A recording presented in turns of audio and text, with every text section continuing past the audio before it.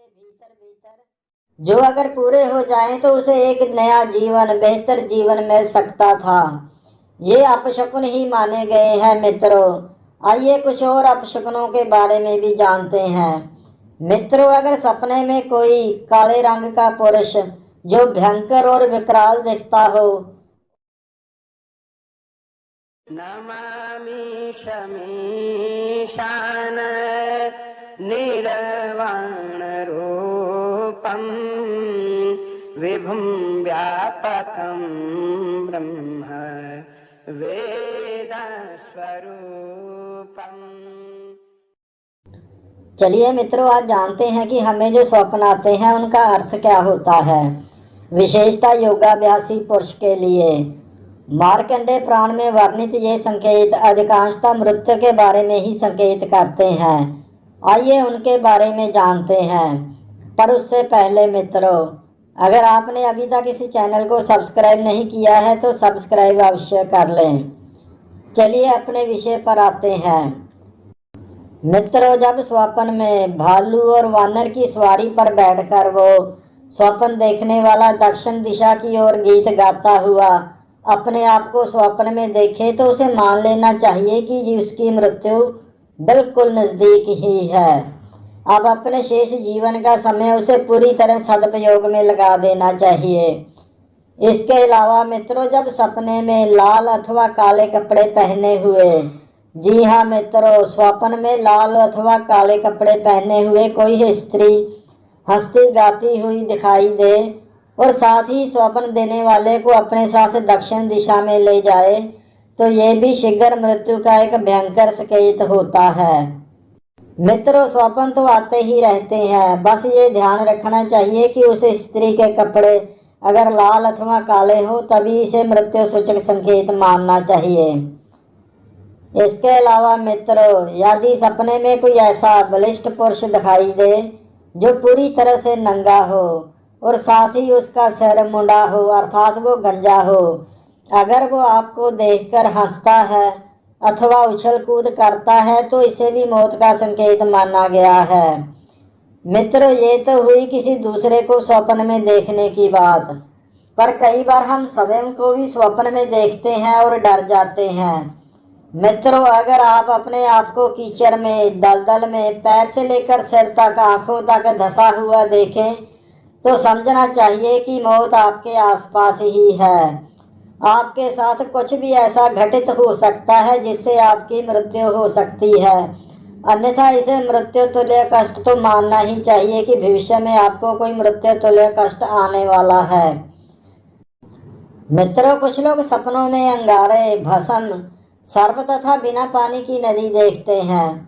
कहते हैं कि 10 से 11 दिन तक मृत्यु का संकेत होता है। कहीं कहीं ये भी माना जाता है कि इन्हें देखने वाला अपनी जिंदगी के कुछ ऐसे स्वप्नों को टूटते हुए देखता है 10-11 दिन के भीतर भीतर, जो अगर पूरे हो जाएं तो उसे एक नया जीवन, बेहतर जीवन मिल सकता था। ये अपशकुन ही माने गए हैं मित्रों। आइए कुछ और अपशकुनों के बारे में भी जानते हैं।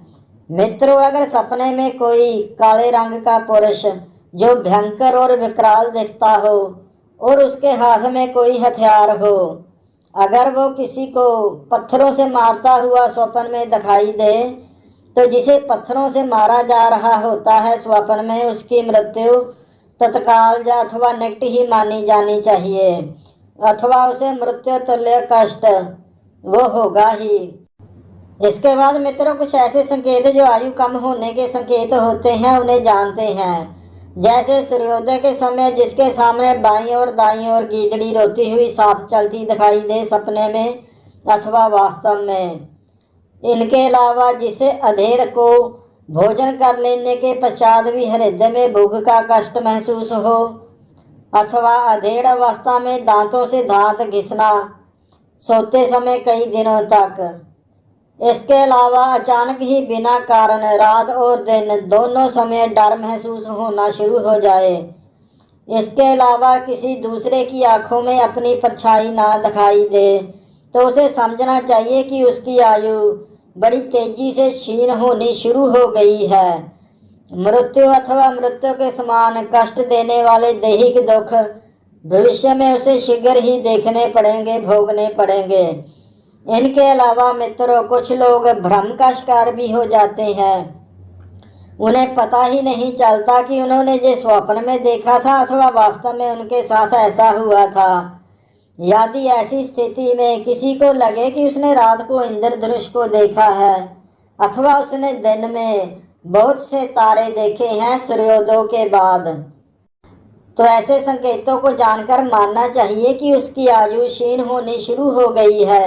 अब जीवन में अपने जो भी कार्य उसे समाप्त करने हैं उन्हें उसे शीघ्र ही समाप्त कर किसी अंजाम तक ले जाना चाहिए। व्यर्थ ही बहुत लंबी लंबी दीर्घकालीन योजनाएं, उनमें उसे नहीं पड़ना चाहिए। मित्रों, कुछ और ऐसे संकेत होते हैं, अपशकुन होते हैं, जो फिजिकली, जी हाँ, स्पष्ट रूप से देखे जा सकते हैं।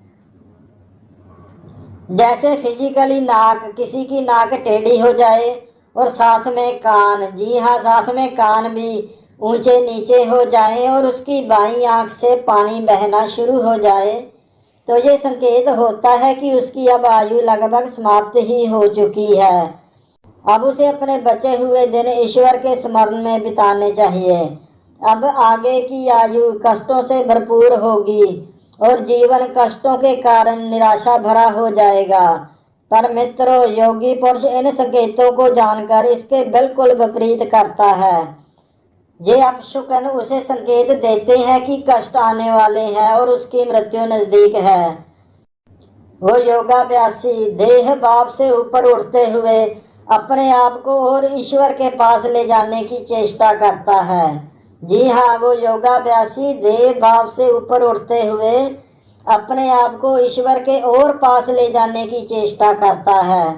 वह दैहिक दुखों को महसूस करने के स्थान पर ईश्वर की निकटता, उसका सुख, उस आत्म सुख का एहसास करना शुरू कर देता है।